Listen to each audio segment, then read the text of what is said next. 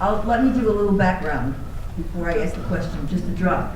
In Parkland, Florida, kids got up after their school was shot and they created a system of campaigning and changed the gun law when they went to Washington, and nobody paid attention to them.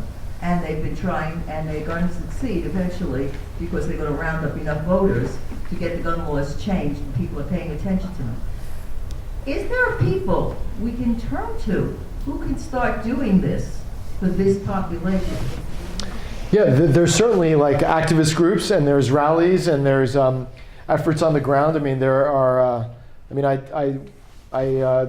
I quoted in my story this week somebody from Make the Road Action, which is a immigrant rights group. Wind of the Spirit is a small group in New Jersey, and they will rally outside detention centers.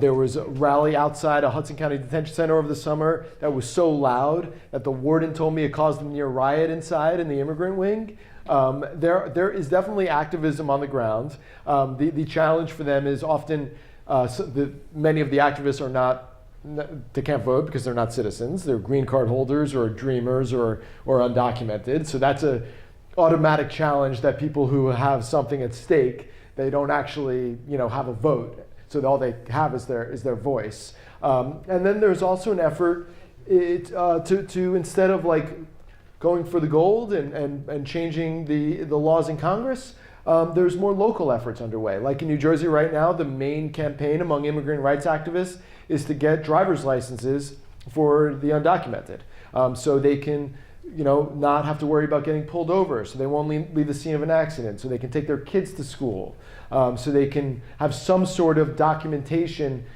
with the state, if not with the federal government. This is something that exists in other states.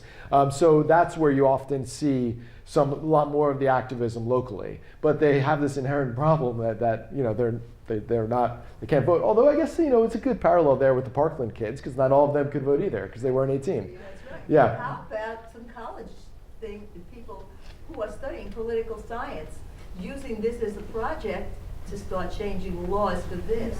That would be interesting. I would cover it if it happens. I just wanted to mention this project that Hyas has. It's called Missing Neighbors, and there are a bunch of flyers downstairs that you can pick up on your way out. And on the back of the flyer, it tells you what to do. Basically, they want you to post it, they want you to take a picture of it and put it on Facebook. Missing Neighbors meaning people have been deported. So they are making that effort. Yeah. Interesting. Yeah.